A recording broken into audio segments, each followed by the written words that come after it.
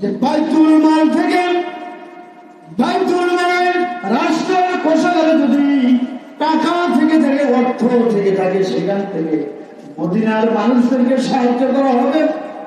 দেখা গেল কিছু উট দুম্বা জবাই করা হলো। আল্লাহ রাসূল মুহাম্মদ রাসূলুল্লাহ সাল্লাল্লাহু আলাইহি ওয়াসাল্লাম ফজরের নামাজ পড়ে মানুষদের মাঝে বাইতুল মাল থেকে সাহায্য করতেছিলেন। 5 কেজি করে উটের বা দুম্বার গোশত বন্টন করতেছিলেন।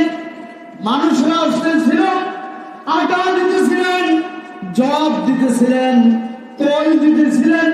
এরকম ভাবে মানুষের আল্লাহ রাসূল মুহাম্মদ রাসূলুল্লাহ সাল্লাল্লাহু আলাইহি ওয়াসাল্লাম বাইতুল মাল থেকে মানুষদেরকে সাহায্য করতেছিলেন, সহযোগিতা করতেছিলেন।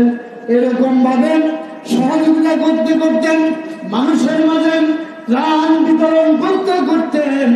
হযরত বিলাল রাদিয়াল্লাহু তাআলা যখন আযান দিতেছিলেন, জোহরের নামাজের আযান, আল্লাহু আকবার, আল্লাহু আকবার ধ্বনি আল্লাহ রাসূলের যখন কর্ণ ঘুরে এসে গেল, মুহাম্মদ রাসূলুল্লাহ সাল্লাল্লাহু আলাইহি ওয়াসাল্লাম তিনি নামাজের জন্য প্রস্তুতি নিতেছিলেন। তার ছিল রুমাল, তিনি রুমাল গুলো এরকম ভাবে ঝাড়ি দিতেছিলেন, জামা কাপড় ঝাড়ি দিতেছিলেন। এমন কেন রাসূল মুহাম্মদ রাসূলুল্লাহ সাল্লাল্লাহু আলাইহি ওয়াসাল্লাম যে জুব্বা পরেছেন, এইরকম ভাবে জুব্বার পকেট গুলো উল্টায় উল্টায় দেখতেছিলেন। হযরত আবু বকর, ওসমান, আরো যে সমস্ত সাহাবীরা ছিল, তারা বললেন, ইয়া রাসূলুল্লাহ, ইয়া হাবিবাল্লাহ, আপনি এরকম ভাবে পকেট উল্টাতেছেন কেন? আপনার রুমাল কেন ছাড়িতেছেন? আপনার জুব্বা কেন নাড়াচাড়া করেন?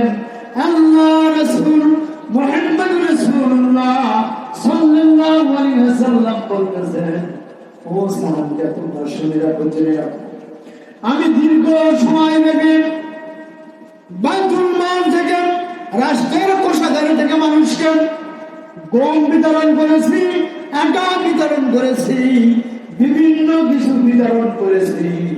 বিতরণ করা অবস্থায় যদি কোনো একটা জবের কোন একটা গম, কোন একটা খুরমা যদি আমার পকেটের ভিতরে থেকে যায়, আর এই দানাটা নিয়ে যদি আমি নামাজে দাঁড়িয়ে যাই, এই নামাজ আল্লাহ রব্বুল আলামিনের দরবারে বুঝবে না আমার বিশ্বাস।